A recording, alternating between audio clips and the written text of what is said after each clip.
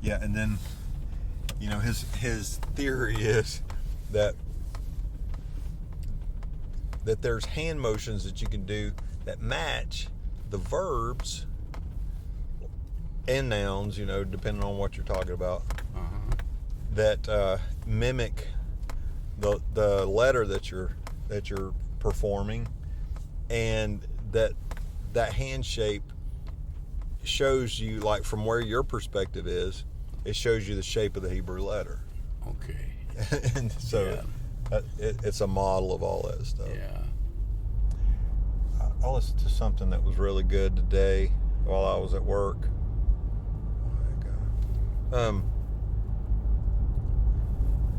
It was, what's the name of that university? That university that doesn't take any money from the government. Is it Liberty? It's not Liberty. That's that. Oh, that's them other guys. the Jews guys thing. What's his name? Falwell's. No, not Falwell. It's not Falwell? The one you're thinking of, the Liberty one is. What's the Jewish guy's name? The radio teacher. Khan? Not Khan, the other guy. Could have said it 100 times. You hadn't asked me. It's got a Michael, Dr. I don't know who it is. He's a well-known radio. Michael Brown? No.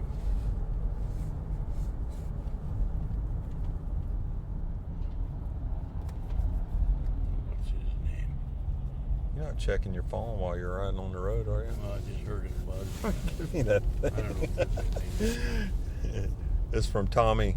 Yeah, she was Tommy. commenting about Alicia's situation. Yeah. I'm not going to take your phone from you, but I'm going to be checking that thing on the road, dude. I thought maybe it just had something vital here. Oh, man.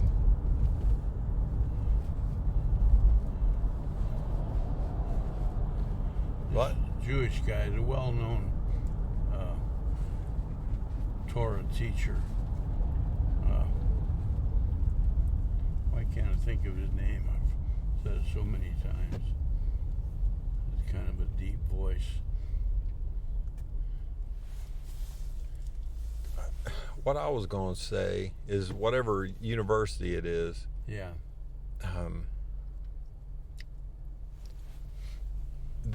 They have a lot of teaching online that they give away for free. Yeah.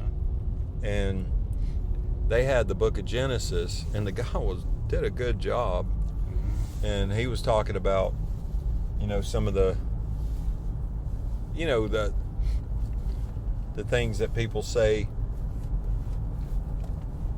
are ethical dilemmas about God kicking them out of Eden and everything. Yeah. And he had a really good explanation for all of it. How it was actually good and kind. No, I don't. I could probably look it up. He was a younger guy. He's probably my age or less. But well, there's so much to learn. It's just amazing how much there is. And the more you learn, the more you see you need to learn. Yeah. Yep. Pretty good, though. Yeah. About the nature of God is if he could be figured out pretty quickly by even the smartest of us, it wouldn't be a representation of who he says he was. Well, to comprehend God is absolutely beyond anyone's ability. Tell that to the religious guys. The letter in that note there is Ayin. Ayin. Ayin means I. It's a silent letter, right? It's a silent letter. Is when it's usually not pronounced, but you know what it looks like. There's a picture of one on there. Yeah, it looks like a picture. Well, I always think it looks kind of like a Y. Uh-huh. You'll notice it's got two Yuds in it. Yeah? And Yuds mean hand, and the way you look at it, Looks like someone with their foot on the ground, but they're holding their hands up high. Ah. 2 hands. So what do you think that pictures? Surrender to the Lord. Either that or the Lord himself holding up his hands in favor of us and for our salvation. You know, the Lord speaks about his handwork. So what does his hands do that benefits us? Watch this guy behind you. I see him, yeah, he's coming around. So the crucifixion involved the hands of the Lord, and they were held up. That Ayin means eye, literally, or vision, you know. And Proverbs, Psalms, and a couple other places speaks of the eyes of the Lord are on both the righteous and the good. So when the Lord looks at the righteous and the evil, I mean, and the wicked or something like that. When the Lord looks on the wicked, what does his eye see?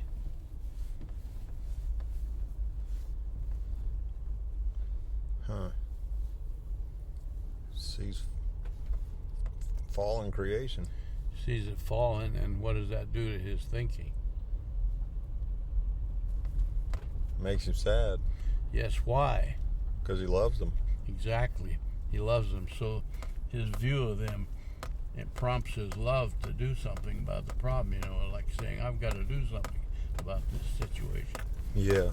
When he looks on the righteous, what is his thoughts when he looks at the righteous? He smiles. Yeah. And pleased that he is able to do something for them. And righteousness is not because we do the right things, it is because of his righteousness that we have righteousness. Yeah. And so the very fact that people have righteousness shows the effectiveness of the work of God, that he's done what he set out to do. I noticed in that note you'll see down near the bottom, it's called the gospel in the numbers. Mm-hmm.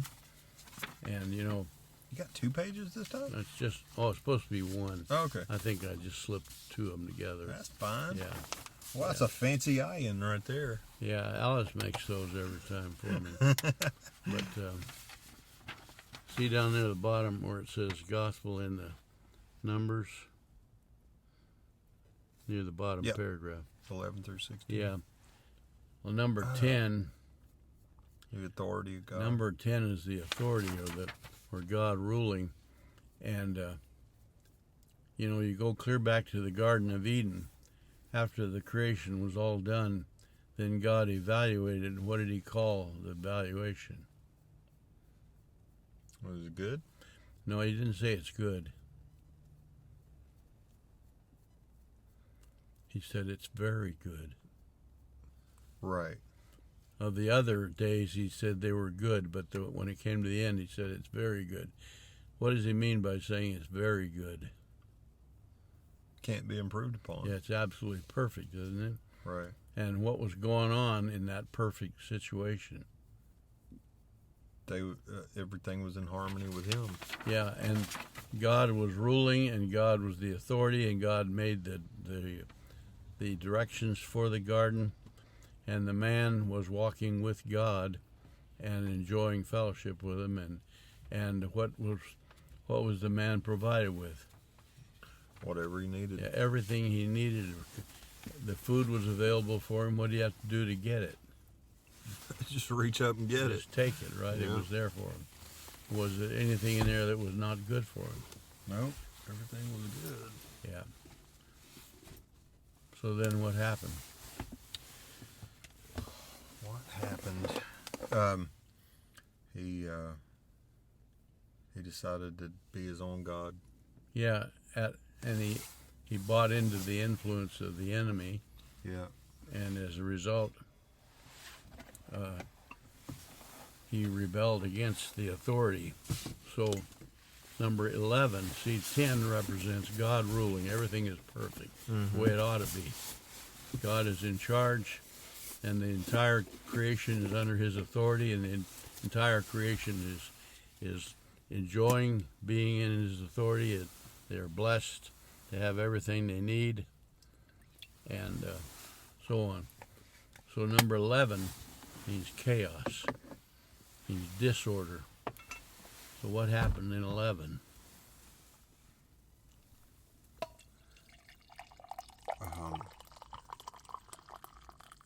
Remember, the theme of this whole thing is the gospel in the numbers. So number 10 said that everything was perfect under the authority of God. Everything was right and ought to be, and everything was a glory and a blessing and everything. But 11 means disorder and chaos and rebellion. Everything went haywire in 11. So that talks about the fall of man, doesn't it? Yeah. And the Lord talks about sheep going astray. Right. The man was God's sheep, and everything went astray, didn't it? Yeah. So then, what does the... Grab a couple if you want. Okay. Along comes 12. 12 is God's harmony with his people. He's working with his people. Yeah. And we have many things to illustrate that. 12 apostles, 12 tribes of Israel, 12 months in a year, new moons where there's maximum light 12 times a year, trumpets, shofar being blown 12 times for various things. So 12 is God working with his people. And the letter for 12 is Mem, which is, or Lamed, not Mem, Lamed. And Lamed is the shepherd's staff. Yeah. So the good shepherd shows up in 12, and what does the good shepherd do?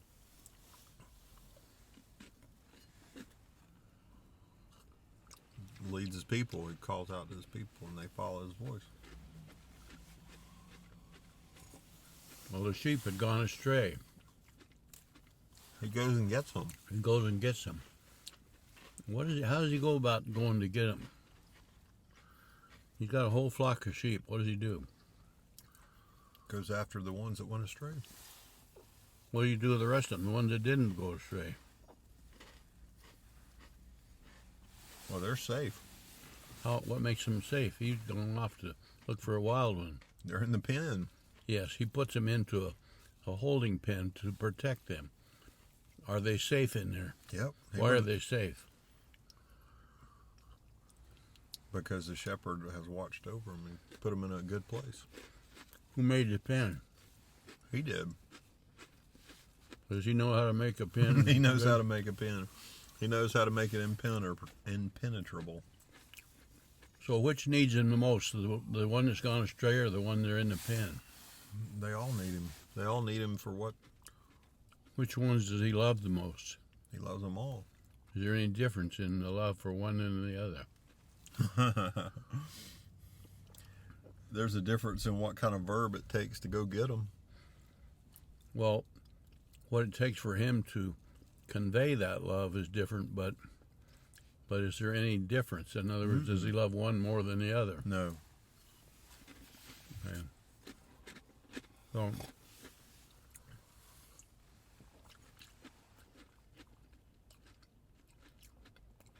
the lost sheep, where does he go anyway? The lost one. He's outside of the pen. They use the word astray. Mm-hmm. What does astray mean? Means they're not where they're supposed to be. Mm-hmm. You know, the place where it says the Lord would say, now, here's the path, walk in it. So the path is the correct way, or the way that leads to life. Mm-hmm. Anything other than that is astray, isn't it? Mm-hmm. Does it matter how far off the path you get? What if you're just a little ways off? You're still astray. If you're astray, you're in danger, aren't you? Mm-hmm. So when you go astray, you're walking into the turf where the wolves are and the predators and the thieves and everybody else. There's great danger out there. So when the shepherd goes after that sheep, where does he go? Into danger. The shepherd goes into danger. Mm-hmm. And if the wolves wanted to kill the sheep, what do they want to do about the shepherd? If they kill him, it'd be easy pickings. Yeah, if they can kill the shepherd, then they got all the sheep, don't they? There'd be no further protection for them. They'll have them all. And that's what the demons want to do, is destroy the shepherd. But they can't do it. So here's the shepherd. So then we get to number 13. You remember what 13 meant? I'll have to look on that one.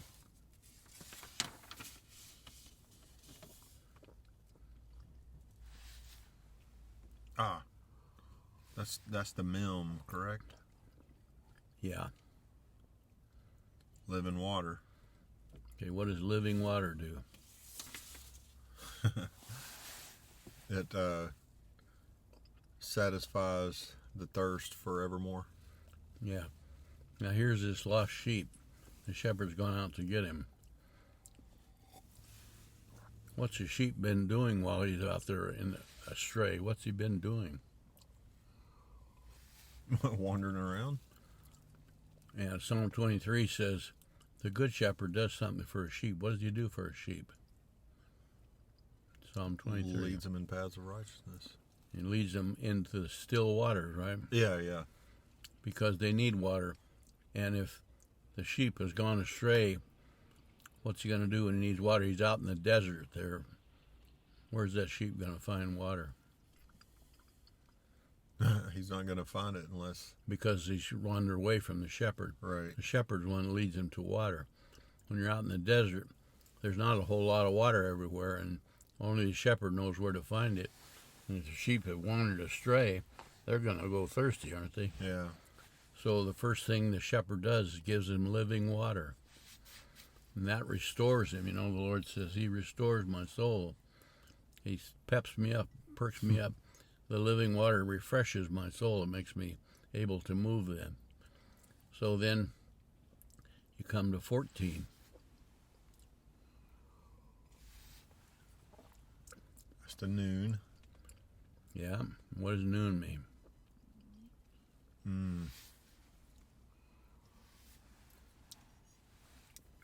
Well, it means new beginnings. Yeah. And you know, 14 is also double 7. Mm-hmm. What does 7 mean? Just perfect. Just like it was in the Garden of Eden, right? Everything is perfect, Yeah. the way it should be. But now it's just not like it should be. It's double that. It's twice as good as it was before. So once this straying sheep gets the living water after the shepherd finds him, he gets water, and now his experience is twice the peace that Adam walked away from, right? Yeah. So then you come to 15.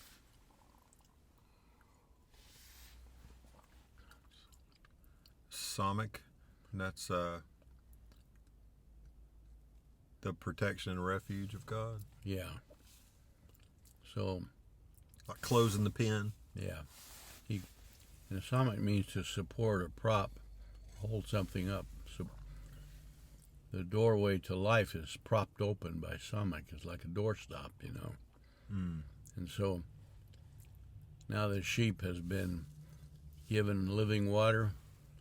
He's come through the door, and he also is in a place where he is close to the door. He gets to know the door. He's given enlightenment and learning. He gets to know the Lord. So after he's being rescued by the work of the shepherd, given living water, now he begins to know the shepherd that rescued him. And so then you get to 16, and that was yesterday's talk. All right, let's see. Him, noon, Psalmic. Ayin. Ayin is vision, understanding. Yeah. You can see things. The sheep now begins to realize who the shepherd is, what he's done for him. And so you read Psalm 23 is the work of the shepherd. What did you say? Yeah. What's the conclusion of the work of the shepherd? Psalm 23. Goodness and mercy will follow me all the days of my life, and I will dwell in the house of the Lord forever. Yeah. So can you see a brief history of the gospel right in those few numbers? One Yeah. from What was perfect fell into chaos. Shepherd went to work on it, fed the straying sheep with living water. The sheep begins to know the shepherd, who is the door into life, and ultimately leads to dwelling in the house of the Lord forever. That's just the gospel in those few verses, just numbers. And I mentioned in our lesson that, most people who read the Bible, they come to a number like 7 or 6 or 15 or any other number. What do they think when they see those numbers, most folks? Just a number. How many they Just are. a number. There were so many men that went. 3 guys went here and there. There was 5 men came along. There was, just numbers. Like when you think number 12, what's most people think of number 12? A dozen. That's how many eggs there are in a dozen Yeah, eggs, that's right. So what is that? What do they learn when they read the number 12? Nothing, right? So I said, folks, the Lord says, to whom much is given, much is required. Now you feel you've learned something about these numbers. So next time you read one of them in the book, what are you required to do? Follow out its meaning. Think, what is this talking about? Yeah. If it says 50 men, 50 soldiers were sent out to arrest Elijah, the importance of 50 is not that there was just a platoon of soldiers numbering 50. That's probably true, but there's a meaning to that. What's it mean? What's 50?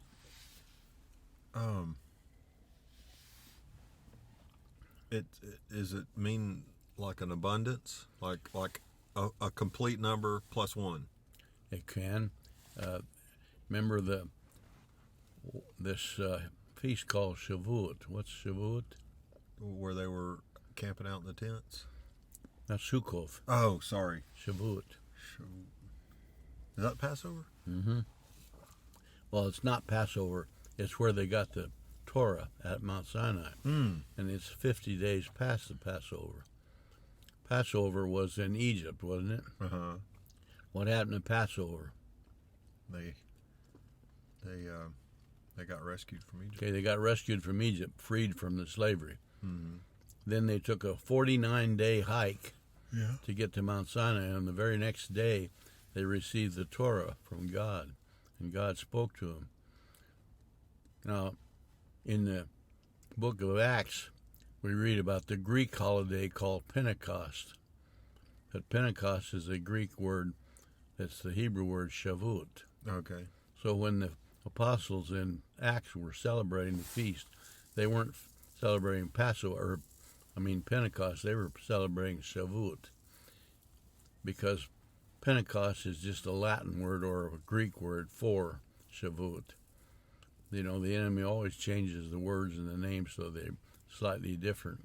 Why would there be necessary to change the name? Or does it matter? To divorce it from its real meaning? Yeah, if you can get a different name on it, it'll start to mean something else. Most people, what we call Christians, when they hear the word Pentecost, what do they think that means? What's Pentecost? To most folks. The book of Acts, chapter 2, where the Spirit came. But what are they going to think about when they think of the word Pentecost? You hear about a Pentecostal. Oh, what yeah. immediately comes to mind? Yeah. Somebody said, my friend's a Pentecostal. They go to the Pentecost. Yeah. So what do you think? They're a tongue speaker or a Yeah. holy roller. Yeah, that kind of thing. It gets kind of a negative connotation, doesn't it? Mm-hmm. But Pentecost, Shavuot, was never meant to be that. Shavuot is the day the Spirit of God came and met with the people and brought them the Torah, the instruction. So what's the real purpose of Shavuot?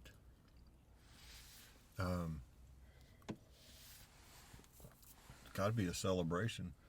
Well, it's a celebration, but why? Why should you celebrate? Because God taught us how to live. Yeah, we learned how to live there by that. Yeah. And in order to live in a way that's successful and that's rewarding and establishes us in a peaceful life and so on, that's what we're celebrating. It's not celebrating being able to rattle off some strange tongue or or rolling on the floor and laughing out loud and stuff like that.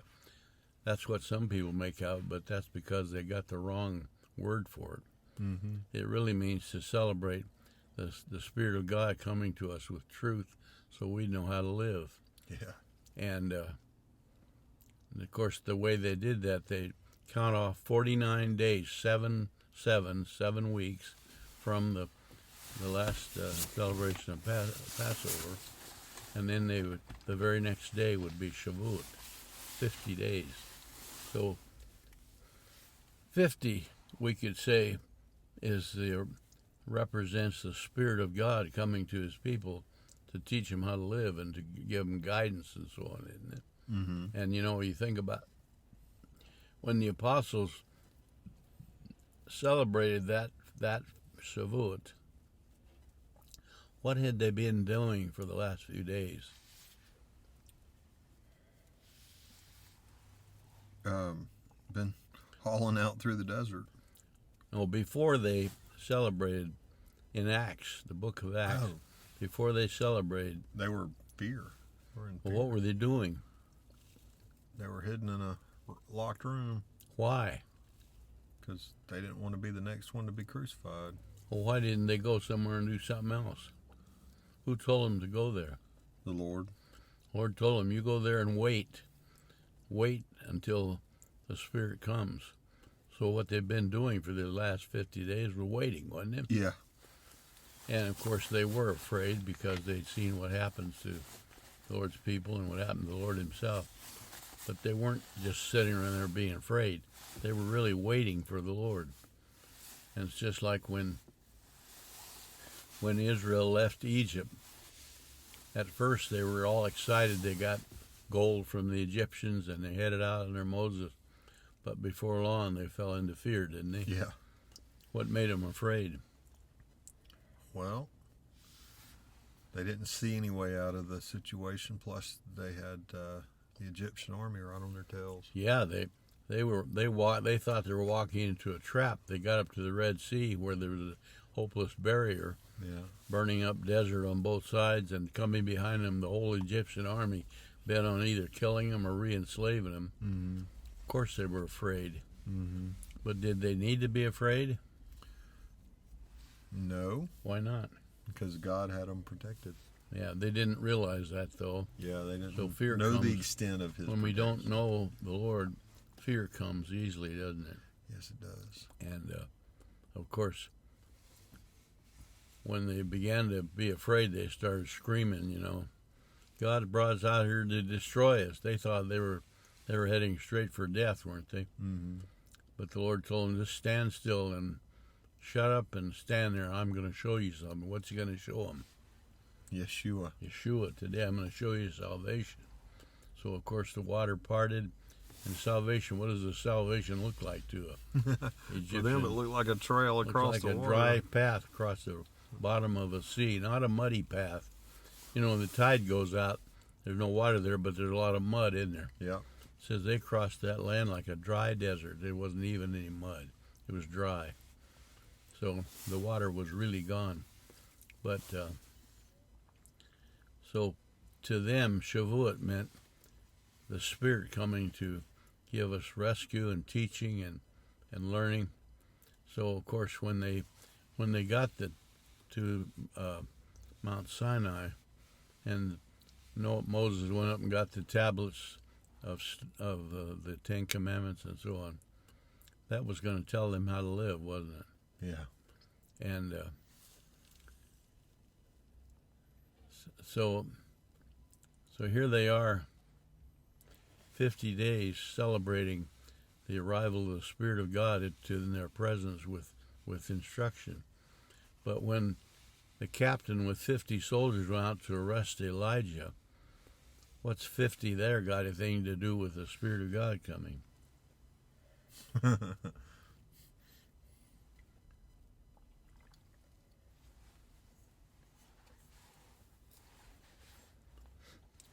the Spirit of God came on the other side of that 50, didn't He? Yeah, well, if 50 represents the arrival or the coming of the Spirit of God to teach us how to live, The enemy often also uses things that belong to God in an attempt to sabotage things, kind of like making a counterfeit or stealing the real thing and misusing it. Mm-hmm.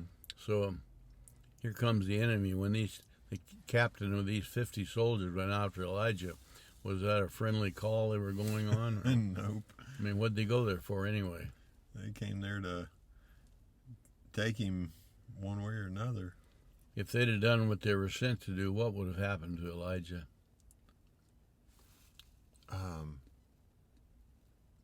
Were they told to bring him or kill him?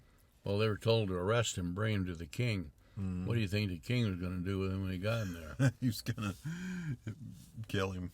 I mean, this was an enemy to the king. So the enemy king was using that number 50 to try to attack the man of God and destroy him. But of course, the number 50 really belongs to God. Could you say that? Yeah.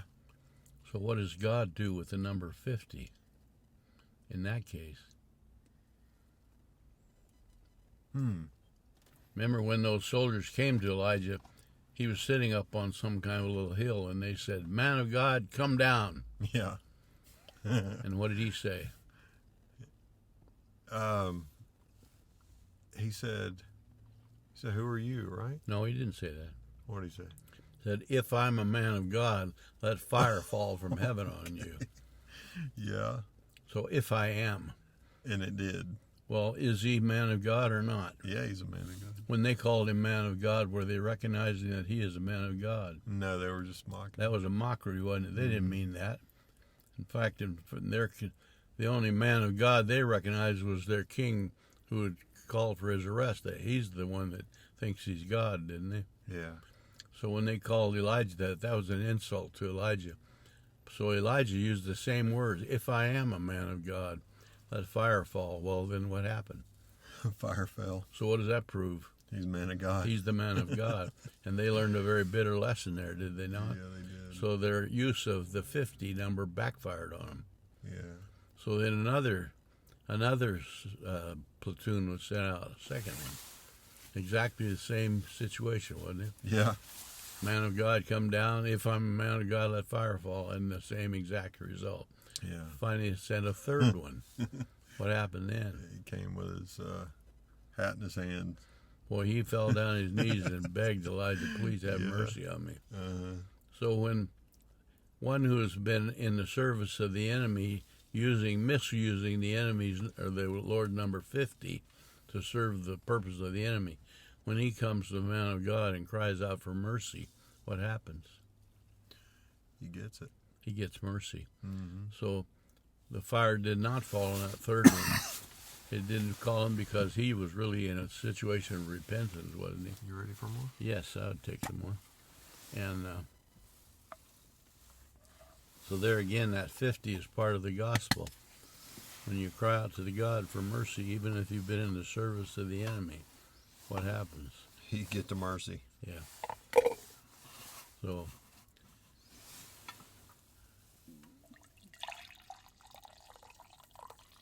thank you. Well, ready for any of that? Yeah, what is that? That's the same thing. Oh, them little cookies. Yeah, I'd take They're another good, one or good two little of them. fellas. Thank you.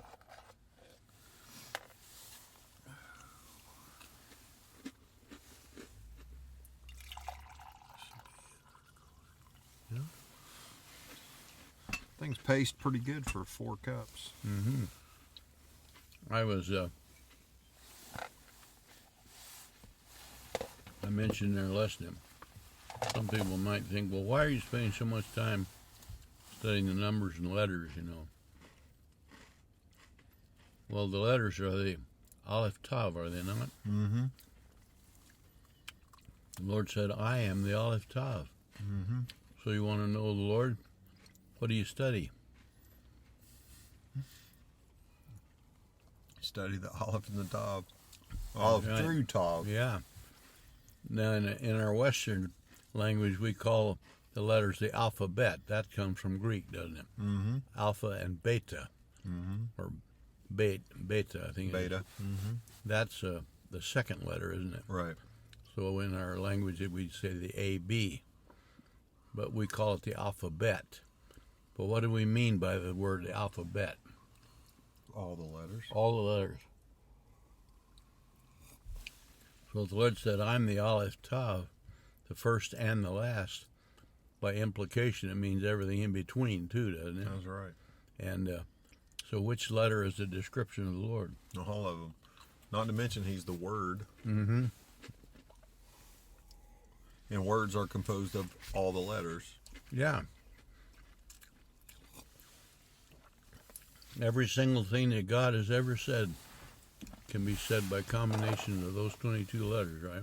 Yeah. In our language, of course, in the Western world, the letters themselves, what are the letters for? What's the purpose of a letter in the alphabet? Let's take the letter H, for example. What's the purpose of the letter H? in English it's just a letter. Well, okay, let's take the letter S. What's the purpose of a S? It's just a letter. They're all just letters. They don't Yeah, have but much what's their purpose? That's what they are, but what's the purpose of them? What do they do? Well, they compose words. Well, any letter. Take the letter W. What's the purpose of W? So my last name wouldn't be Height.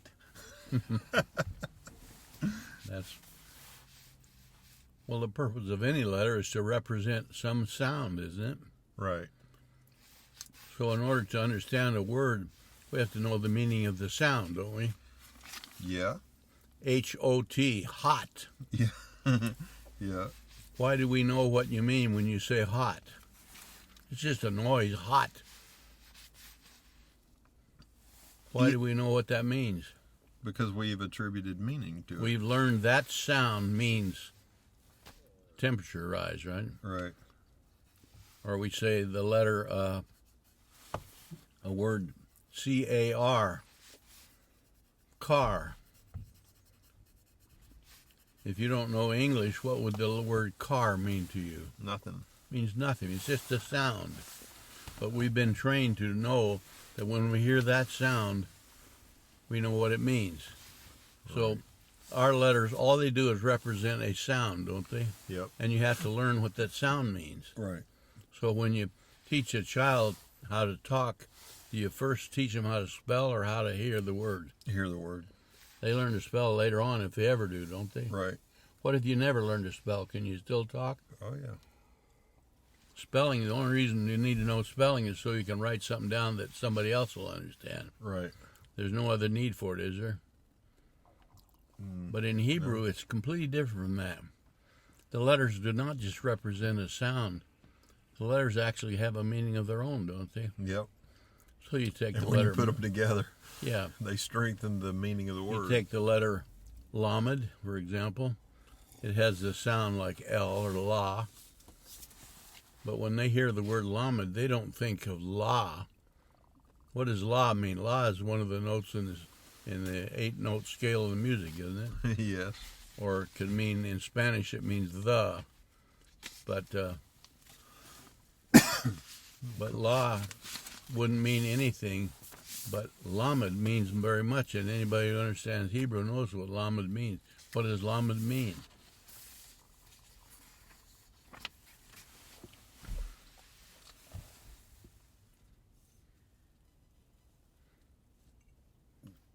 You know what Lamed means. Is it the shepherd's hook? Shepherd's staff, yeah. Shepherd's staff. So when a Hebrew hears the word Lamed or the letter Lamed, what's he going to immediately think of? A shepherd's staff. Yeah, if he's studied the Torah at all, he's going to be brought to things like Psalm 23 right away, isn't he? Yeah. Because Lamed doesn't just mean the sound La. It means it points you directly to the shepherd, doesn't it? You go somewhere with it. Yeah. Because the letters have their own meaning. And, of course, when you combine them together with other letters, it expands the meaning, doesn't it? Yeah. the first word, Brashith. Every letter in it has its own meaning, but the combinations of them spell out the whole gospel, don't they? Yep.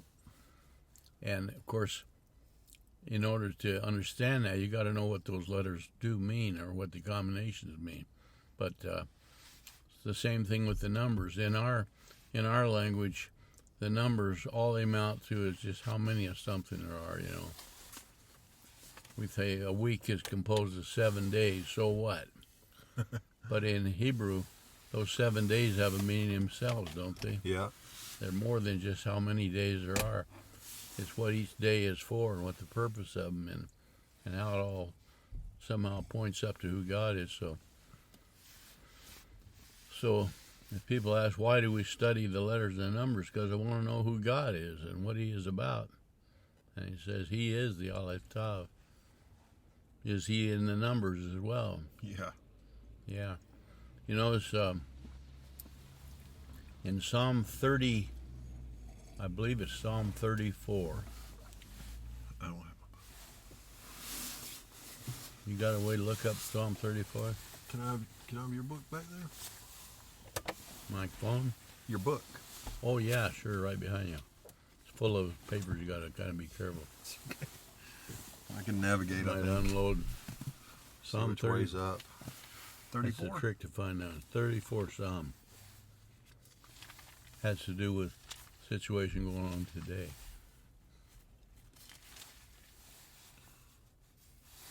Boy, that's nice writing. So big. Which part? Nachala?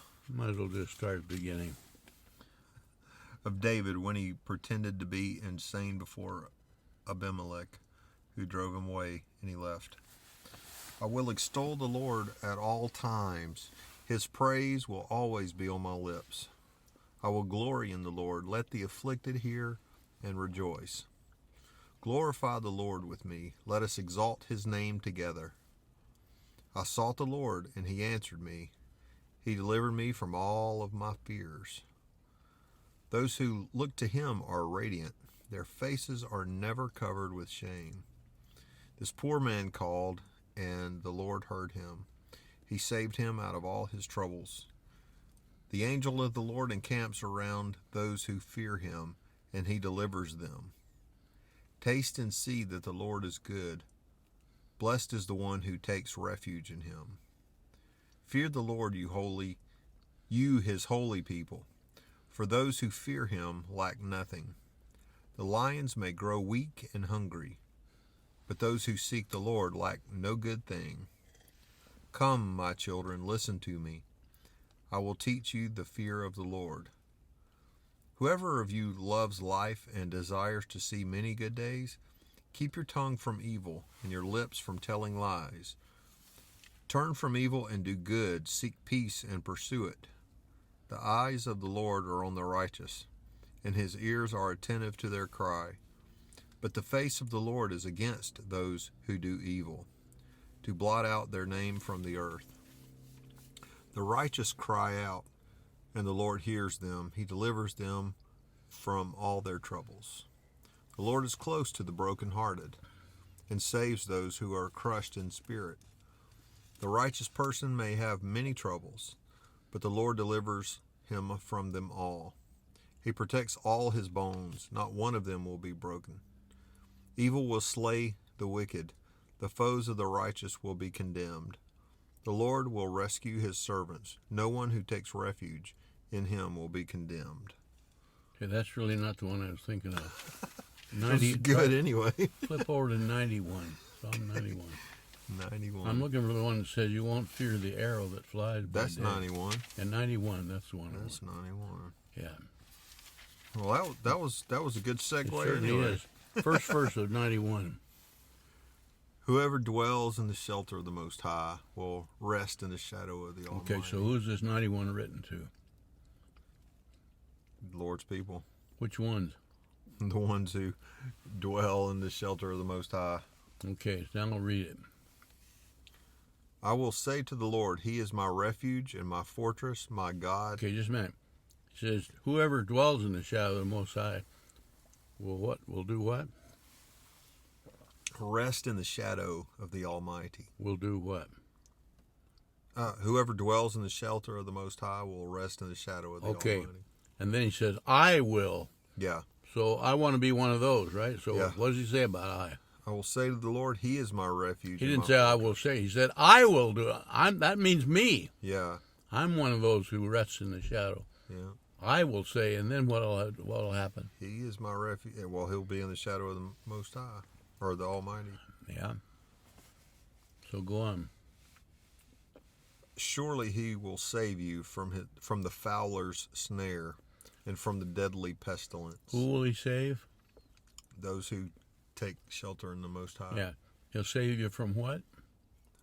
From the fowler's snare and the deadly pestilence. From the coronavirus? That's right. From the Iranian attempt to destroy Israel? Yep.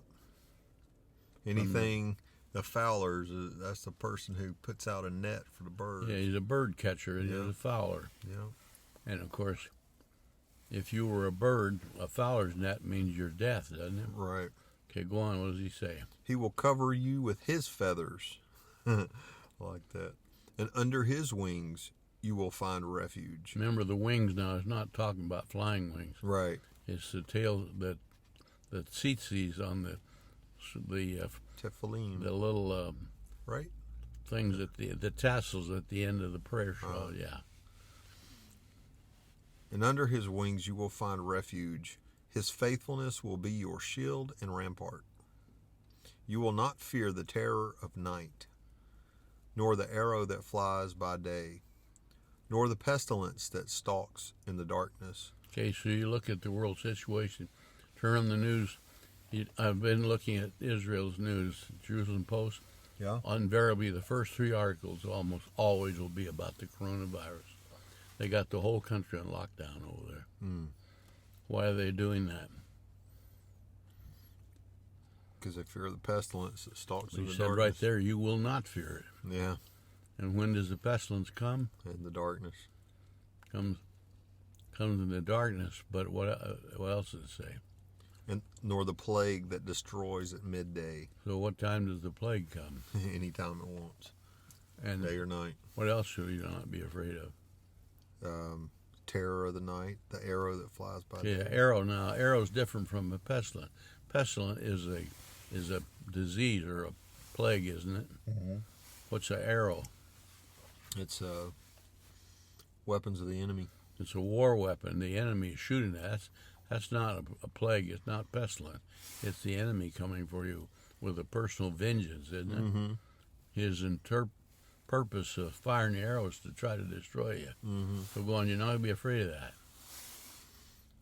1,000 may fall at your side, 10,000 at your right hand. You ever notice every time you read about the corona, they start telling you how many new cases they've come up with. They Yeah, always that's got a right. number. There's 555 new cases yesterday in Philadelphia or somewhere. And so many thousands of them in Jerusalem and so on. They got to count off how many thousands there are.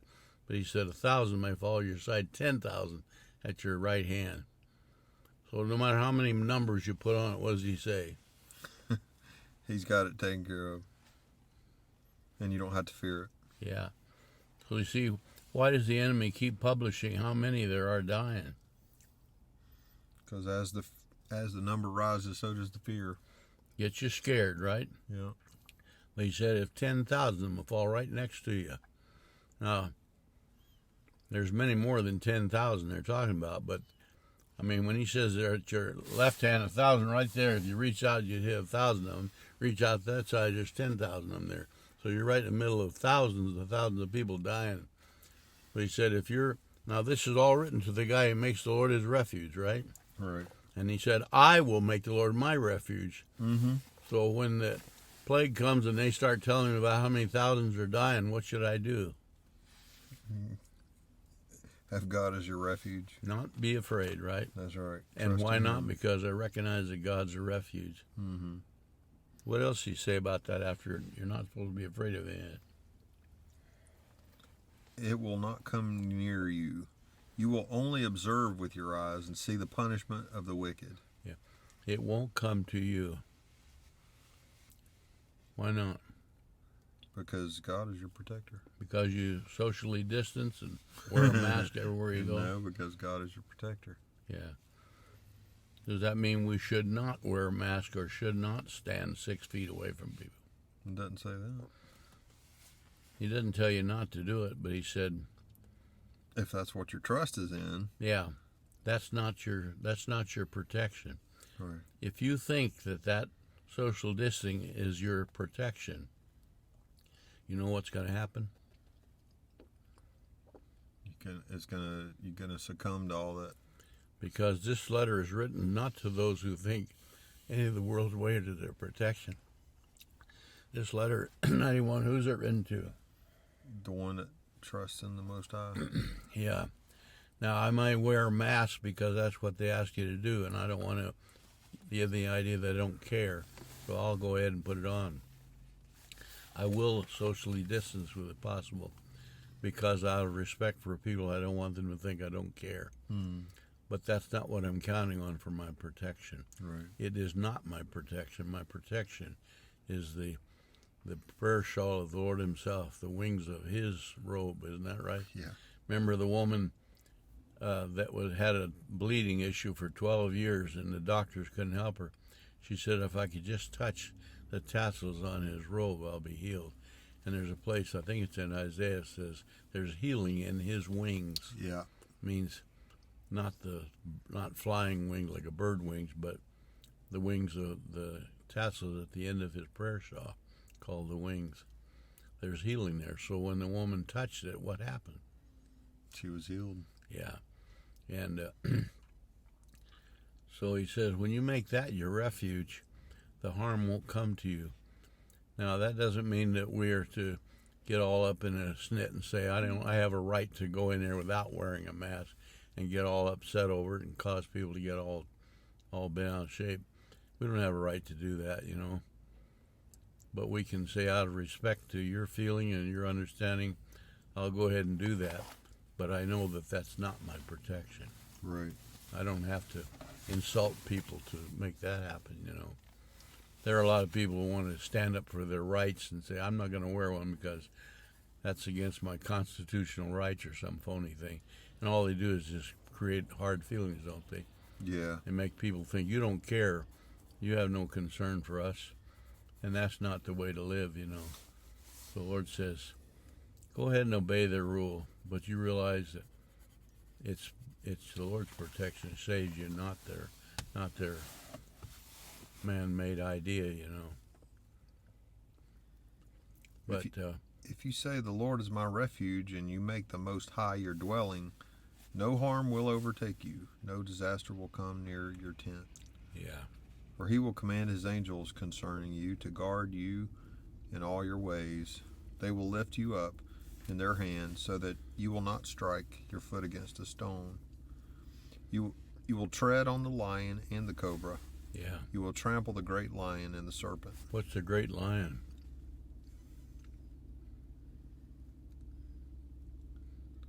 It'd be your enemy.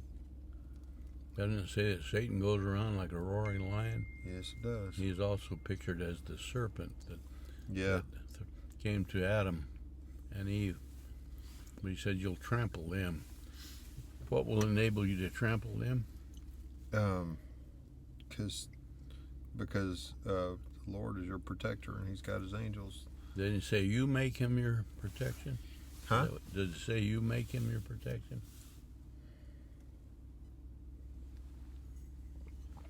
Yeah, you say the Lord is my refuge.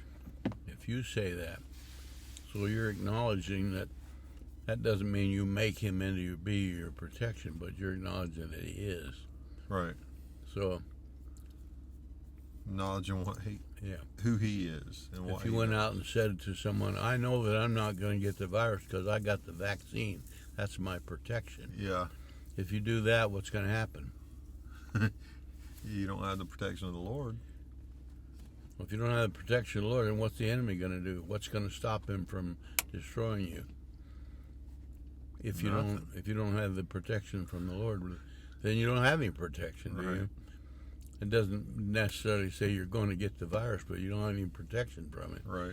So Might get T-boned by a car. anything can happen. Yeah. I quoted that line to a guy years ago I used to know. I said, if you make the Lord your refuge, no harm will come to you. Within just a few weeks, he drowned in the Clutha River. Wow. Or not the Clutha, in the Connect River, I think it was. And what happened? Why did he drown right after I read to him, no harm will come to you? I don't know if there's an answer for that. Well, it says, if you make the Lord your refuge, no harm will come. Well, harm did come. Yeah. What's that imply? Well, that the Lord wasn't his refuge? He wasn't looking to the Lord for his refuge. He was one of those who's always talking about his constitutional rights. Okay. So he made the Constitution his refuge. Okay. And so with that, does that mean we're to insult the Constitution or No. ridicule or something? It just means we recognize that's not our safety. Our safety is not in speed limit laws or anything. Does that give you the right to disobey the speed limit law? No. It just says that's not my safety. My safety is the Lord, not what I do or what I obey or what I believe or anything that man has come up with. That's not my safety. And so many times I hear people, well-meaning people, who demand their rights, and they think I can do this and that and the other because I have a right to it. Well, when you think about it, what rights do we have anyway? What does a right mean? We say we have a right to this. What does that mean? Have a right to something. When somebody claims a right, they're trying to presume something on somebody else. Well, the very term, I have a right to walk on that walkway right there. Mm-hmm. What does that mean when I say I have a right?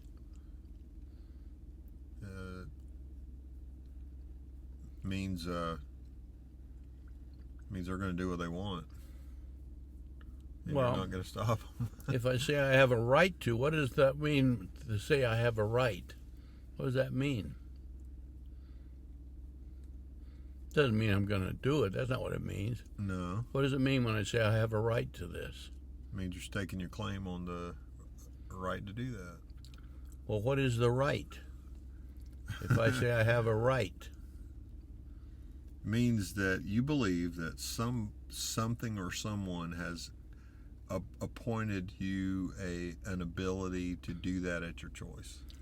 Well, the very word right means the same as correct. It means the proper way, isn't it? Yeah. That's what a right is. Right means yeah. Things that are the way they should be. Yeah. So if I do this, that's the way it should be because that's a right. That's right. And maybe legally that would be true. But if it brings down harm to somebody else, then what happens to what's right? It's not right anymore.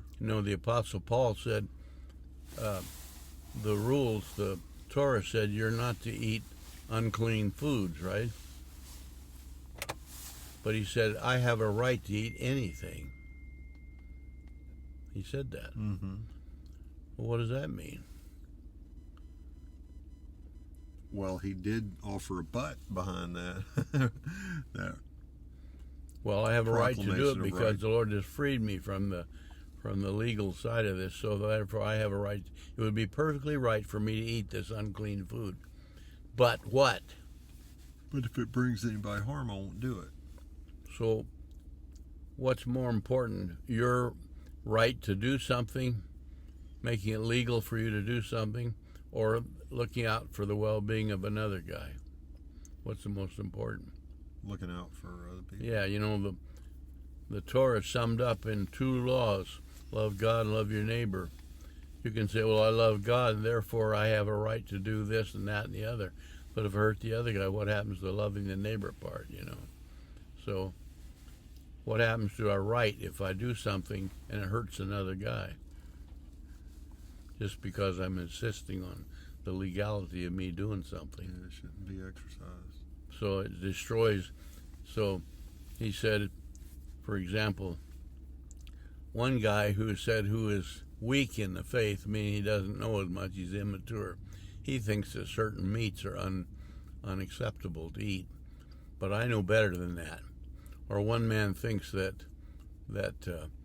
certain days are more important than other days, but another man thinks they're all the same. The one more mature thinks they're all the same. So from a standpoint of understanding which one's right.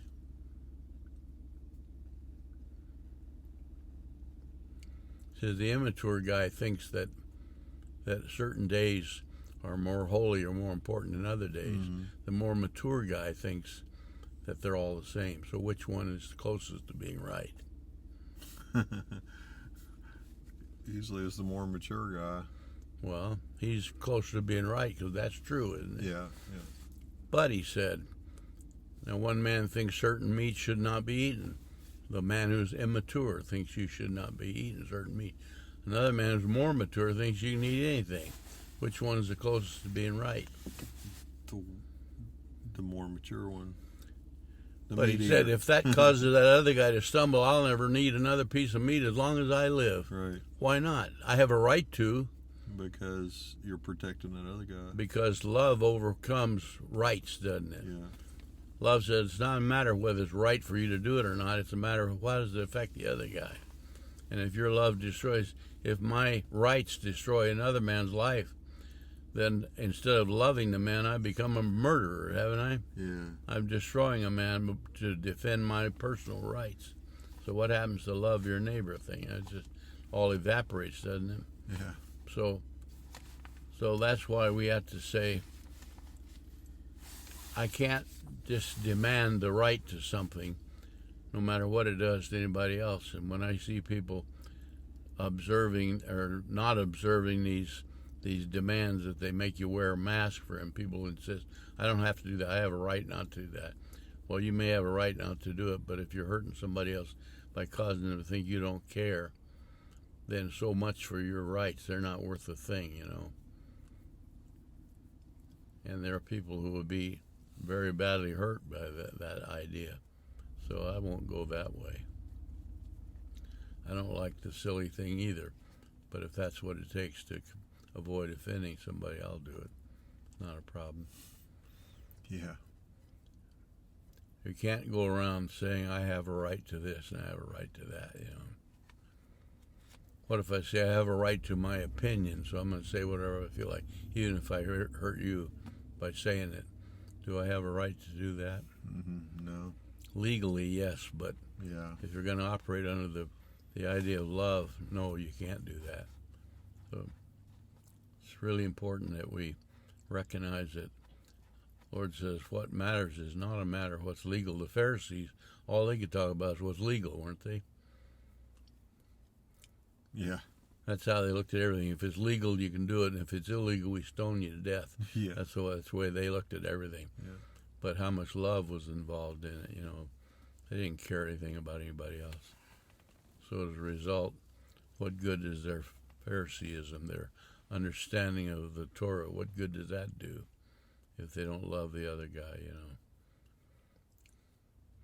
You know the story of the Good Samaritan where the priest went by the guy in the ditch and ignored him, and the Levite did too.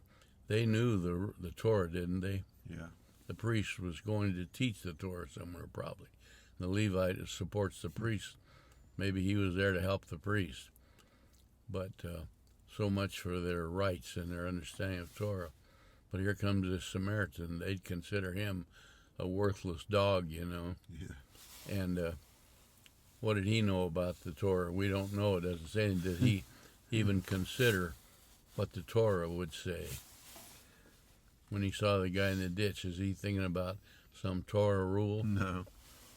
What's he thinking about? Thinking about that guy in the ditch. That guy needs help, and I'm here. And immediately, without any question, without any delay, he immediately goes to work to help that guy. So the Pharisee who understood the Torah perfectly and probably taught it to people missed the whole point of it, didn't he? And the Samaritan who didn't even mention the Torah in the whole thing did exactly what the Lord said. This is what it's all about, you know. So So there again, 'cause, I mean, we don't need to learn what the book says. No. It doesn't say that. But if we realize what it sums up to, it said, the Lord said, it all comes down to this: love your neighbor and love God. So, pretty important. Yeah. Well, it's cold in here, isn't it? It is. It's getting cold. Turn on the furnace here for a minute. That'll work. I'm sleepy too, man. Woo! You feel any heat? Not yet. It'll get warmer though. Put your hand right here. Oh yeah. Hey, I brought some sheets too. These are the ones from the Meru Foundation. They're Okay. It might be hard to read, but maybe you got some glasses at home that'll help you Yeah. focus in on it. And these, I've got more sheets than this, but I just thought they were interesting. This is Hebrew verbs according to frequency, and this is a list of nouns. Yeah, I'll for the take them same home thing. and take a look at them. So it's got, the most common words in ranked order. Father is the first. Definitions of them and everything. Yeah, it's good. got the letters and the meaning. Good, yeah. It's pretty interesting. And there's more where that came from. You can probably look it up and Yeah. find a list just the same. Yeah. But I thought it was interesting. I was just looking up to see if the word for see or look started with an ayin, but it doesn't. Yeah, ayin means an eye. It doesn't mean to see. Right. But it can imply vision because that's what eyes are for. Yeah. But it doesn't mean vision. Oof.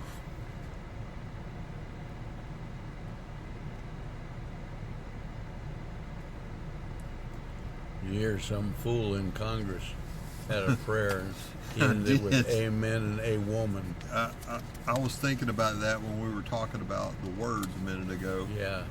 And how silly it is to try to make words say something that they don't, because men have anything to do with men. That's right. It's the only Hebrew word that's never translated. Yeah. Never translated. Yeah, most other words they translate to another language, but they don't that one. It's just it carried over in English. Yeah. From Greek. Yeah. Everything. They just always used amen, didn't they? Yeah. It means a lot more than they even say it means, though. They often say it means so be it. Yeah. It's pregnant with meaning. It sort of means that, but that's really shallow, Yeah. It means fullness. It means I can't even think of the ways that it's used, but it means... One way it could mean that I am in total agreement with them, and that is exactly where I stand. Yeah. It's not just a matter of saying I'm in favor of that. It means I'm there. That's me. That's my stand. So I'm in total agreement with what you just said. And it's a sort of a commitment, saying what you just said, I'll stand with that myself, and I'll take that responsibility, whatever it is. Yeah. You're really committing yourself to whatever was stated. There's a connection between that word and when Yeshua said, "Verily, verily, I say unto you." It's this. That's the adverb that he's using. Yeah. He's basically saying, "Amen, amen." This. And by doubling it, saying it twice, whenever anything is said twice in the book, it makes a total commitment to the facts of it. Many times the Lord will say something, you'll read where it says the same thing twice. Yeah. It makes it an absolute. Yeah. So, kind of like the plural of everything, we think of a plural meaning two or more, but it means much more than that. In Hebrew, it means it's endless. It's everlasting. There's no bound to it. So.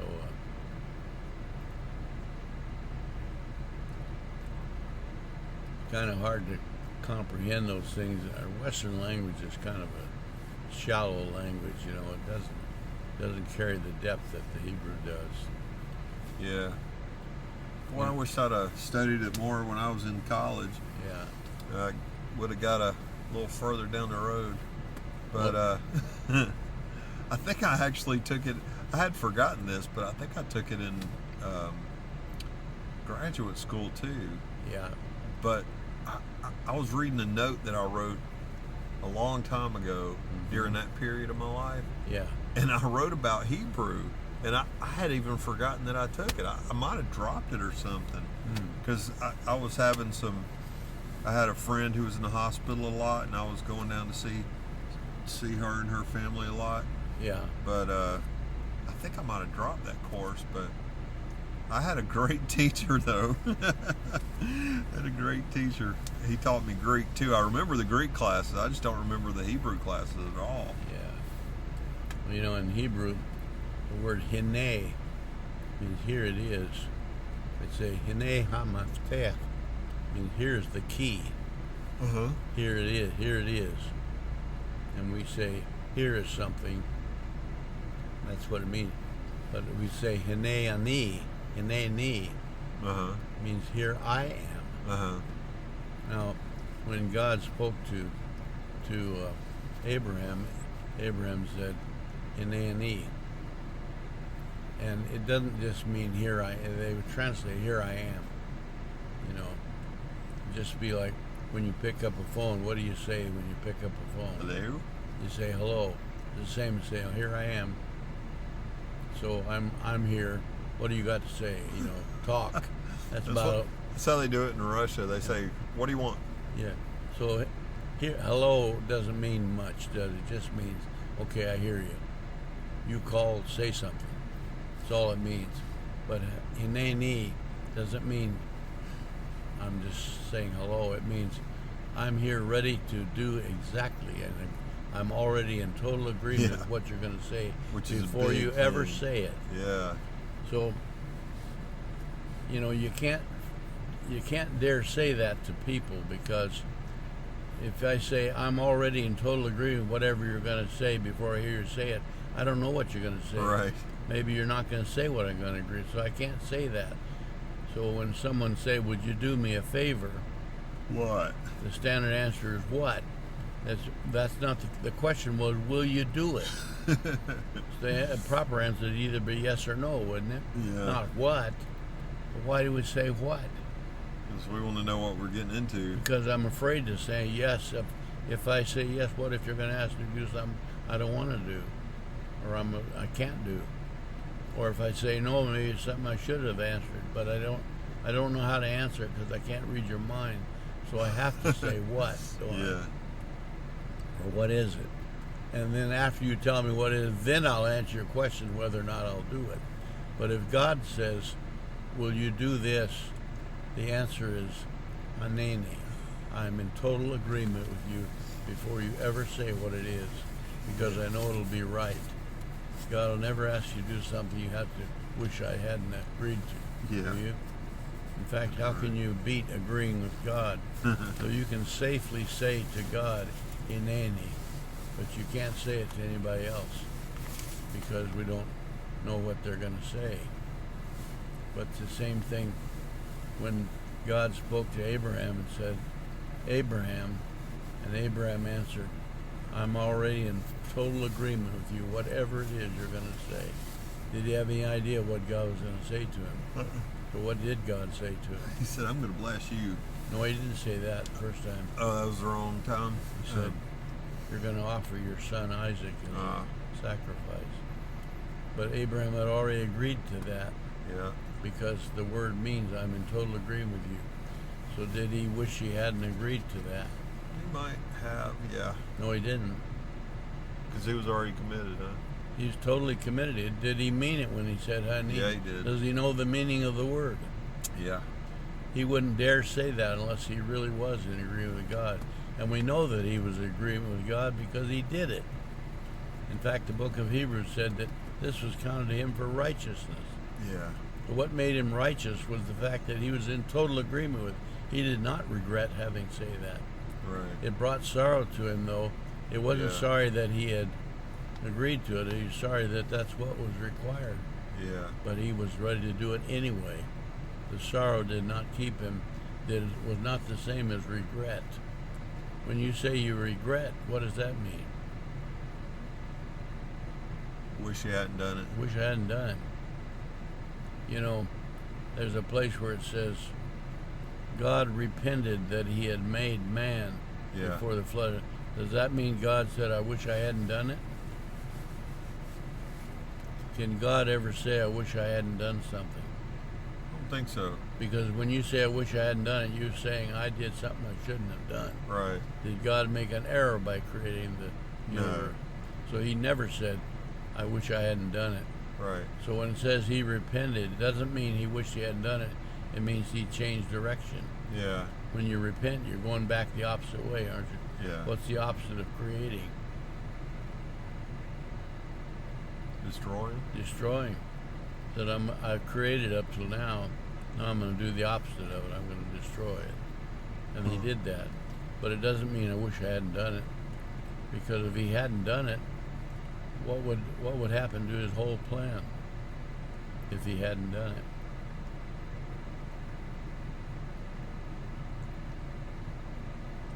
Didn't he say he knew us before the creation of the world? Uh-huh.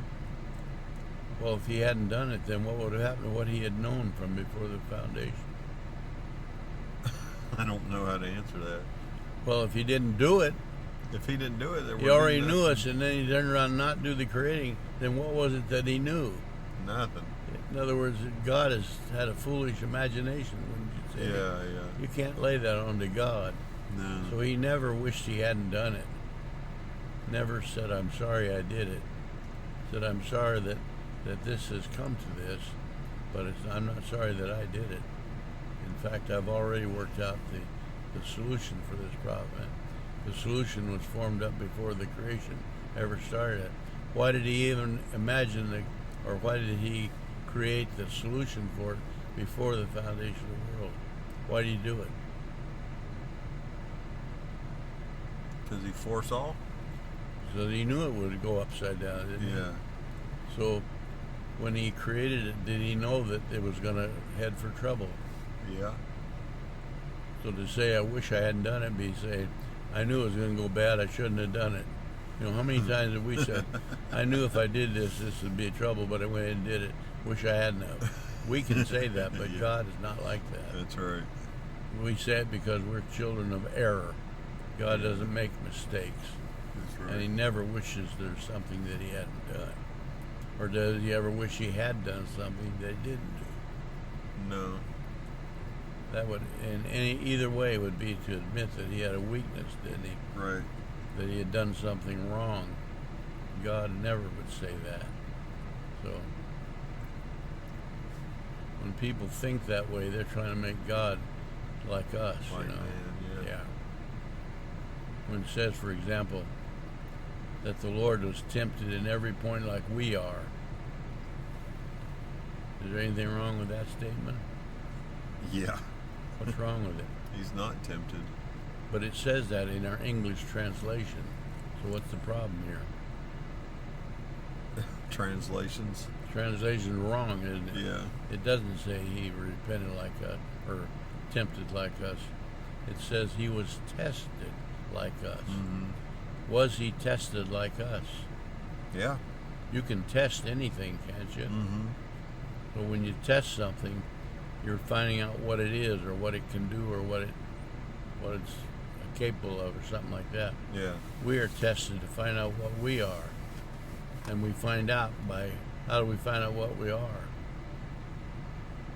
Regarding a test. Right. Well, we go make it through the test. Okay, you're studying something, then you take a test. What's the purpose of the test? Show you what you learned.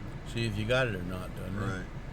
And if you're tested and you didn't learn it, you're going to fail the test. Right. The Lord says he's tested just like we are. But when he's tested, how does he handle the test? He passes. He aces it. First, perfect, right? Yeah. So he's tested the same way we are. So now, if you were taking, for example, swimming lessons, and then you have after swimming lessons for so many times, they come to have a test. They have swim the length of this pool back and forth, and you halfway through it, you just give out. You can't make it. So if you don't make it, you're going to drown. But then another guy comes along. He runs through that test and handles it perfectly. Now, when you're in trouble, do you want someone to come for you that has also failed? No. So it says he was tested in all points like we are, only he never failed. So therefore, he's able to come to our help when we're in trouble because he knows how to do it. Yeah. If he had failed the test, then he wouldn't be better than we are, would he? Right. And would you want him to come to help you when he couldn't do it himself? No. So when it says he was tested in all points like us, and yet he did not fail, therefore he's able to come to our aid when we're in trouble, because he has proven, the test showed that he can do it. Yeah. So when it says he was tempted like we are, that's a total wrong, because the apostle wrote that God cannot be tempted and he never tempts anybody else. So then how can he turn right around and say he was tempted when it says he cannot be tempted? Yeah. But tempted, the apostle James said, a man when he's tempted is drawn away by his own lust. Yeah. So how much lust does God have? None. Can he? Remember, Satan tried that on him. Satan said, look, if you bail out off this pinnacle of the temple, everybody will know that you're God. And he quotes out of Psalm 91, he'll prevent you from stumbling your toe on a rock. You won't even stub your toe, let alone get hurt from bailing off this. Didn't we read that? Yes, 91 Psalm. No, it wasn't 91, it was the other one. Okay, yeah. 30. Yeah, Satan 30 was something. quoting that line. Yeah. He will send his angels to protect you. So you want people to know who you are, jump off this wall of the Temple Mount, and the angel will be here, and that'll prove that you're God. That's what you want, isn't it? So Satan tried that idea. What did the Lord say about that? Shall not tempt the Lord your God. You don't tempt the Lord your God. God cannot be tempted. So how far did the Lord budge when Satan threw that at him? He doubled down instead of budging. He didn't spring even the tiniest bit. No. And then, of course, Satan threw a couple other things at him. I took him up on a tall mountain and said, I'll give you all these kingdoms of the whole world on one condition. How much did that draw the Lord? Not a bit. And what was the other one? Stones into bread. You're starving. You can make these stones into bread. He's hungry. He needs bread. Could he do it? He could. He could, but if he did, what would happen? He'd be doing his will. He'd be doing what Satan drew him to do. Yeah. And he said clearly, man doesn't live by bread alone, but lives by the word that proceeds out of the mouth of God. That's pay, by matter of fact, which is the next letter after Ayin, is pay, the mouth. And out of the mouth comes the bread of life. So the Lord says it's called the Word. Mm-hmm. And that's what you live on.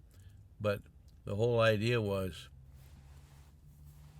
if the Lord had even slightly moved based on any of those suggestions, it would only show us one thing: he failed the test. And if he failed the test, then what's he going to do for you when you're drawn away? If he's already failed, how can he help you? It's kind of like the weakest link in the chain. Yeah. And if there's a weak link, Yeah. helping out a weak link, you're not Yeah. doing much help. Well, testing is part of the industry, isn't it? Yeah. They have industrial tests all the time, materials testing. They test concrete samples by putting them under pressure, Railroad car couplers. Yeah. You know how they test them? Pulling them apart. They mount them on some kind of big frame, and they drop something like a 50-ton weight on them from about 50 feet, It's got to bang down on them. And if they bend a certain amount, they fail the test. I mean, it's tremendous the force they put on them. But they allow them to give a little bit because it's only stuff that we work with. Nothing is absolute in our world.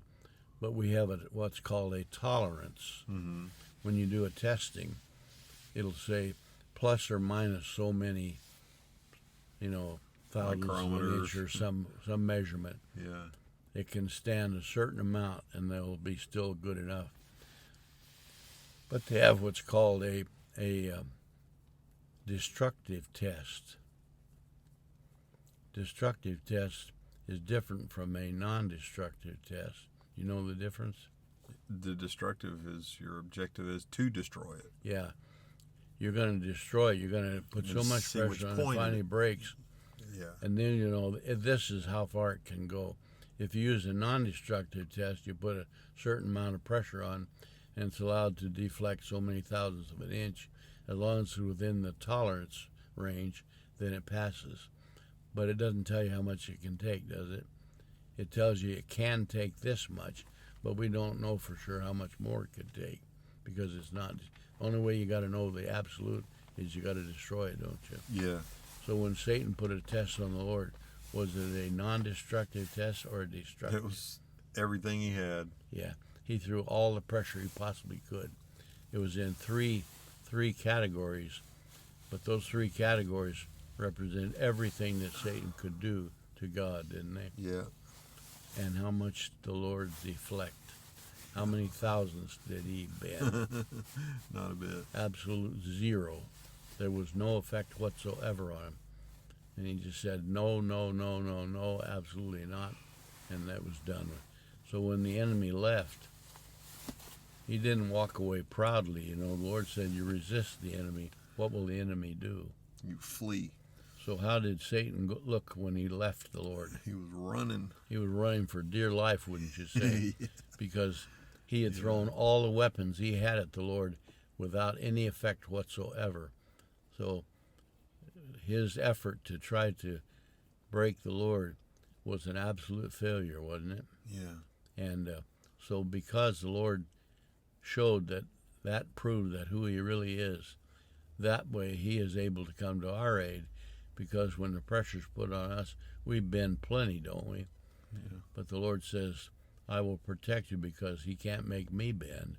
So I'm in a position to help you. If the Lord bent even a little bit, he would have a weak point, didn't he? Yeah. How much weakness is in the Lord? He doesn't have any weak points. There's no such thing with the Lord. If he had any weakness, he wouldn't be able to help us. Right. And Satan tried to show that he had a weakness, but it showed only that he has no weakness whatsoever. If we can comprehend that, we begin to get the idea of Psalm 91, don't you think? Yeah. If you make the Lord your refuge, no harm will come to you, because you'll find that the Lord cannot be harmed. Can Satan hurt God? No. No. We can grieve God. Grieving is different from hurting. What's grieving mean? Hurts his feelings. Or make him sorrowful because Yeah. he doesn't, and he's not sorry for himself, he's sorry for us when we're out of order, because he cares about us and doesn't want us to suffer under that grief. So that brings him grief. He's called a man of sorrows. He's never sorry for himself. He's never sorry about anything he has done. It's only sorrow is because of what's happened to us. And so with that, he always passes the test. Yeah, that's good news, isn't it? Those little wagons they keep dragging out, it must be curbside orders people Yeah. put in. They bring them out there in the wagon, I guess. Huh? Yeah. Not when we first got here, there was a whole line of Yeah, cars. sometimes and there- everybody had their Yeah. lights on at the same time. There's about 7 cars in a row. Yeah, they tow them things out there. We hadn't done that a whole lot. Have you done that? No, never. Do you like going in the store too much, or? Well, if I go in, I like to see what I'm getting, And I don't- Besides that, a lot of times I don't know what I want until I've been in and look around a little bit. That's right. But how do they pay for it and stuff like that? They bring a little Oh, they got like their a little, phone based. They got their little gizmo that you Yeah. stick your card in. Gizmo. Yeah. Okay, I know what you mean. Yeah. So they're actually kind of like the operating. new way of doing things. They're actually operating as a cashier as well as Yep. a delivery. Delivery. Yep. And all the cool stores are doing it. You wonder when they're gonna change this whole thing back to normal living, where I don't know. people can go around and do things. I don't think they got their. I don't think they got their normal glasses on. You hear Iran is threatening Trump. Yeah. Said he's not safe anywhere in the world. They intend to murder him if they could, and and they're restocking or working on their upgrading their atomic uranium stuff, whatever they're doing. Yeah. The centrifuges to upgrade it to weapons grade stuff, and the U.S. aircraft carrier Nimitz was in the Middle East, and they had been ordered to return to U.S. base as a so-called sort of like a goodwill gesture. We're going to try to make peace by bringing our aircraft carrier home. And they started home with it, but they reissued an order Sunday. Abort that. Go back to where you were in the Middle East. And the Nimitz aircraft carrier is like a big air base, Yeah. Those aircraft carriers packed more firepower on that one aircraft carrier than all the weapons in World War II did together. Wow. It's incredible. I believe a friend of mine was on that. The amount of firepower they have is just amazing. And of course, it's mostly an aircraft, but I mean, they can go in there and just tear a whole country to pieces with that thing. Just that one ship. And of course, the Iranians they built a mock-up ship to resemble a U.S. aircraft carrier. It's for target practice. They want to show they can sink a carrier, but they don't realize probably how much protection even that thing has, And the Israelis brought a submarine through the Suez Canal into the Gulf of Oman, I think it is, or something, as a gesture of a threat to Iran. That submarine probably packs nuclear-powered rockets and stuff off of that. Yeah. No doubt how much power that submarine has, and they brought it up. Normally, a submarine would travel submerged, but they put it on the surface. They wanted everybody to see it, so that the Iranians would know we're coming through here with our submarine.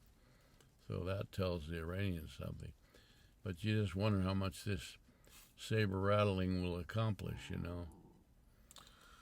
Well, The book says if their buddy Joe Biden gets in office, they're going to really rattle their sabers. they sure are. What's going to happen if that character gets in?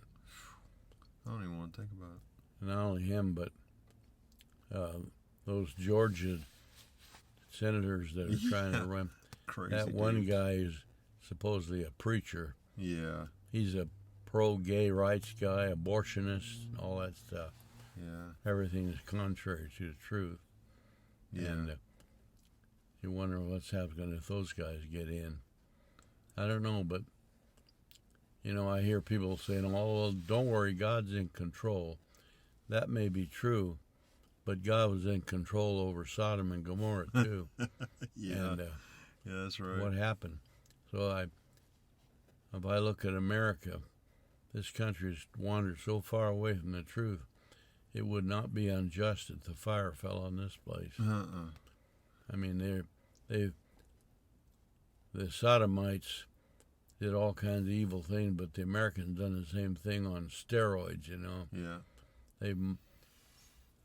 The ancient peoples sacrificed their children to the Moloch, the gods of the Canaanites, by the thousands. America's done it by the millions. Yep. And hundreds of millions. And I don't know. I like the way Jonathan Kahn says it. Yeah. That we had a chance to repent after 9/11, and They didn't do We it. hadn't repented very much. Not very much. Not as a nation. In fact, no. they've multiplied the. They have multiplied. Yeah. Yep. The evil side has doubled down. Yeah. But the only good news that I see out of it all is that there's a new stream of patriotism as Yeah. well. Yeah. People who want the right things, people who understand that, like when we were talking about rights a minute ago, Yeah. that the rights come from God. And, it's not that we boast about those rights, it's that we look into God. Yeah. That's what it's about. It's Well, about a God's- people who look to God. God said about Sodom that He would save the place for 10 righteous. Yeah. And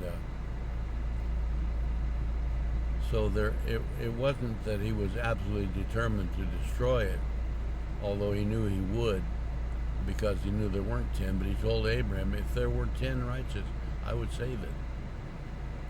So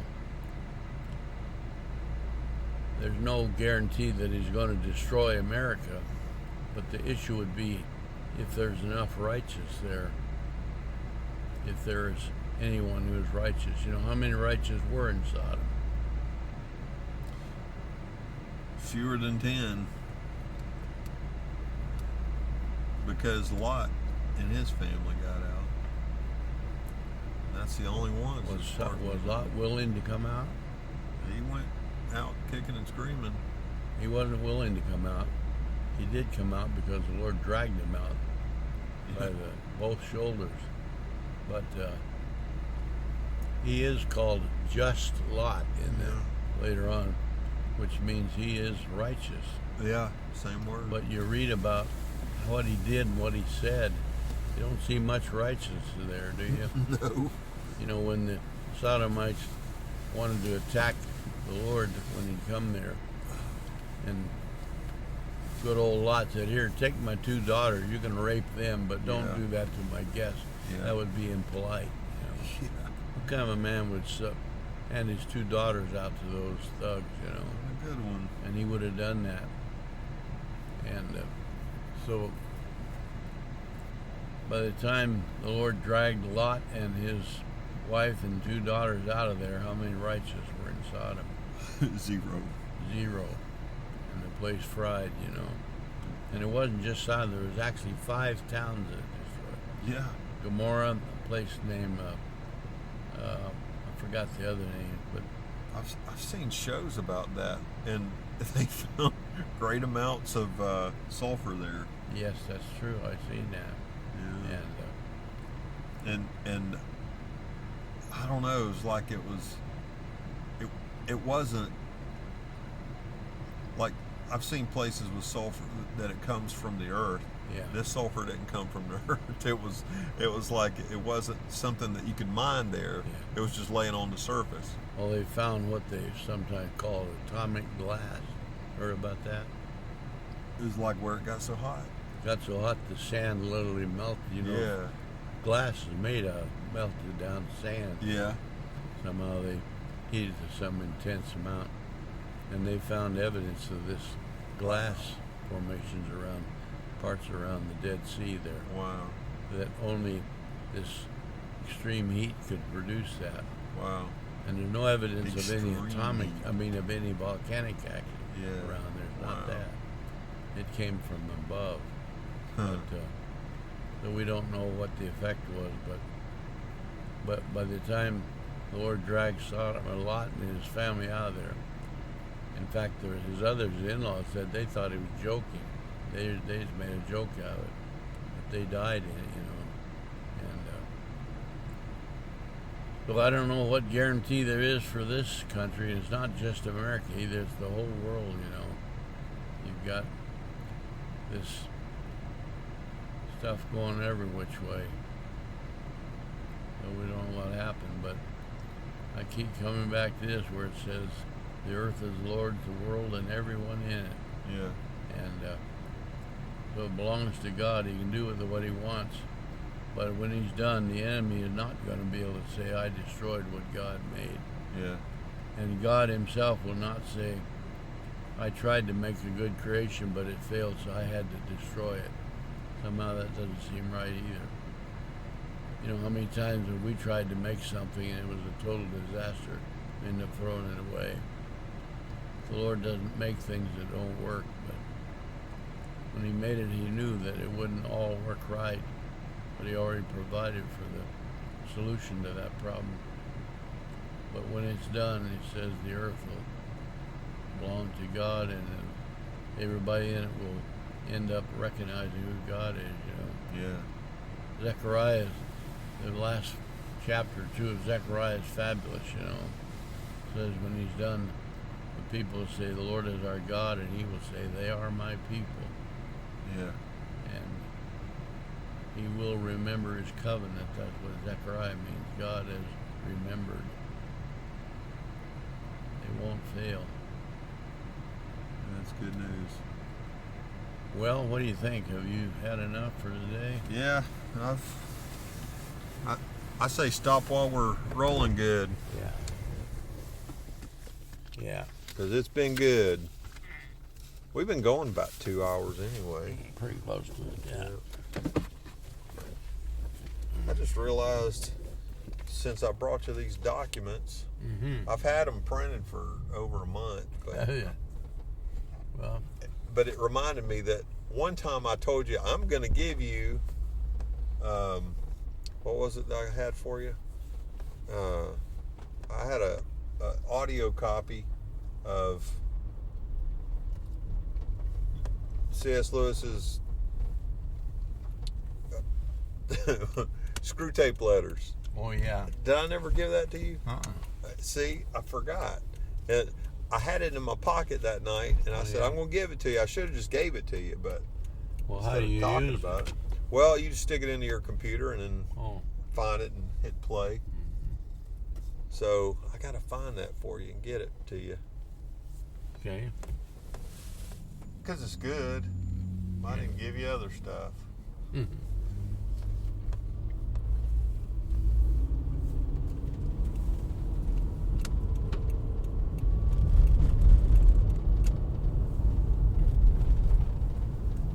I think there's a website on this, these pictures that I got for you. Yeah. And you can always look it up on YouTube. But the guy's interested.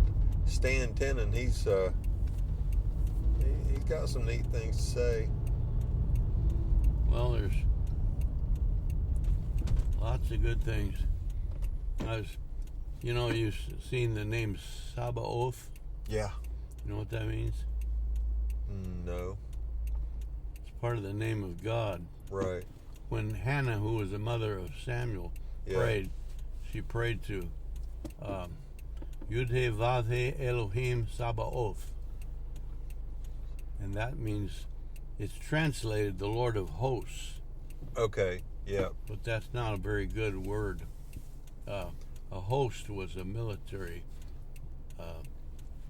like a army. Like the Lord of the army of armies or something.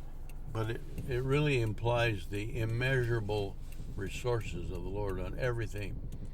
He is the comforter. Is he a comforter? He is the comforter. Is he a good comforter? It's not even a good word for it. He is the immeasurable comforter. You can't measure how much he is. He's the supplier of our needs. How much resources that he have, you know. Immeasurable. Hard, you can't even comprehend it. And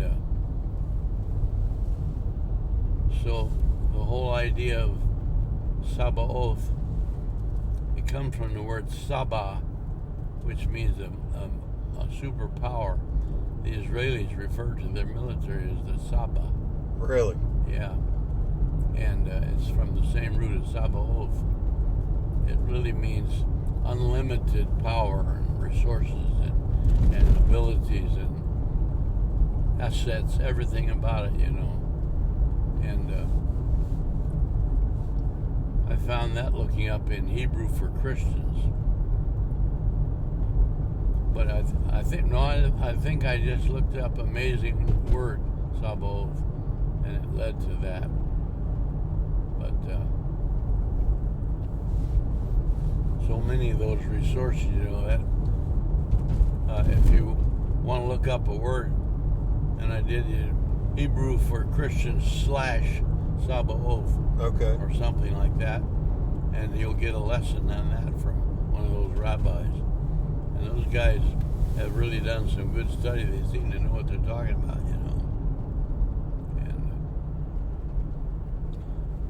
And this next week, the lesson will be on number 17. So I just looked up Hebrew for Christians / number 17. Boy, I got a whole wealth of stuff out of that from that.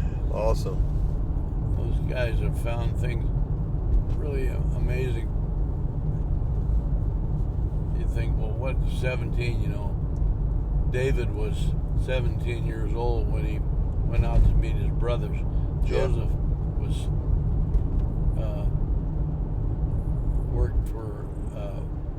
I think he was 17 years old when he wasn't. Is that right? Maybe it is. Can't remember. When he went to work for Pharaoh. I have to look that one up again. But 17 is pretty important. That's like a preview. Yeah.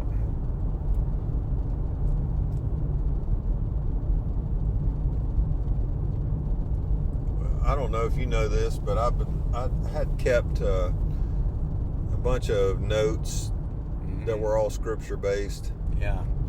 I've had different iterations of keeping up with them. Yeah. And they kind of just got away from me. It was just too much. I was just like, this is too much to keep up with. But something got into me not too long ago. It was because of work I was doing at work. I was like, I could use this. I could use this with my Bible notes. And so I found a way to kind of like do searches and know that I've already got this down somewhere. Yeah. So that makes it easier, because you can't sort through 10,000 records to find something. Yeah. One thing, one of those rabbis at Hebrew for Christians said the Hebrew language is similar to one other language. And asking people what they thought. Yeah, I think I've heard that before. It talks about the periodic table, the right? Language of chemistry. Yeah, that is so cool. And he wrote on a board H2O. Everybody knows what that is. What's H2O? It's hydrogen. Well, what does it mean? You see water. Water. And what is the H2 and the O? What does that mean? The hydrogen, two parts. Two atoms of hydrogen mixed with one atom of oxygen. You get water. Yeah. So why is that like Hebrew? Because the parts make up the whole, and the whole gives a bigger picture of a different meaning. Yeah, the H in there, we know what that means. It means hydrogen. Right. It doesn't just mean a sound like H. Right. In the English language, what does H mean? H doesn't mean anything. It's just a sound, isn't it? Right. But in the chemistry language, it means hydrogen. The O means oxygen. The little 2 means 2 parts, two atoms of hydrogen. Very precise. So the letters and the numbers in the chemistry language, they all have their own meaning. And then in that way, it's just like Hebrew. When you spell out a Hebrew word, every letter has a meaning to it. It's not just a sound. It has an actual meaning to the letter itself or the combination. And so that in that way, it's like chemistry, But all other languages are just sounds that are represented by certain letters, And so there's a big difference, isn't there? Yeah. Well, we made it back to your place somehow or other. Yeah. Thank you. Thank you, Lord. Yeah.